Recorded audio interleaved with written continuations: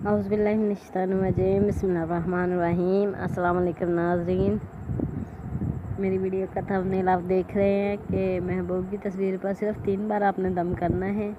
ये एक ऐसा वजीफ़ा है, अगर आपका महबूब कोई बेवफा निकला है, कहीं जा चुका है आपको छोड़कर, अगर आपसे बात नहीं करता या कहीं और जाके वो अपना टाइम स्पेंड कर रहा है, आपको टाइम नहीं देता, या कोई भी मसला है या आपको छोड़ गया है, वापस पलट के आएगा, ये एक तीर की तरह काम करने वाला वजीफ़ा है जो मैंने आपको आज बताना है। ये बहुत ही आसान वजीफ़ा है, लेकिन आपने वीडियो पूरी देखनी है, वीडियो स्किप नहीं करनी, सही है। और मेरे चैनल को सब्सक्राइब करना है, लाइक करना है वीडियो को और शेयर करना है।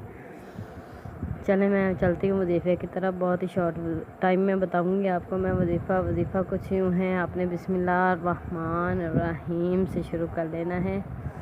औज़ुबिल्लाह भी पढ़ सकते हैं। पूरी बिस्मिल्लाहिर्रहमानिर्रहीम पढ़ के आपने 3 बार दरूद इब्राहिमी पढ़ना है। और अगर आपके पास अपने महबूब की तस्वीर है, चाहे वैसे है चाहे मोबाइल में है, जैसे भी है, आपने वो तस्वीर निकाल के अपने सामने रख लेनी है।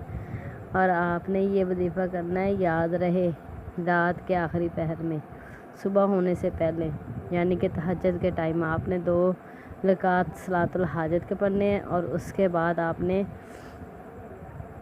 3 बार दरूद इब्राहिमी पढ़ना है, चाहे नमाज़ पर बैठकर। नमाज वाला दरूद इब्राहिमी बड़ा दरूद पाक भी कहते हैं इसको।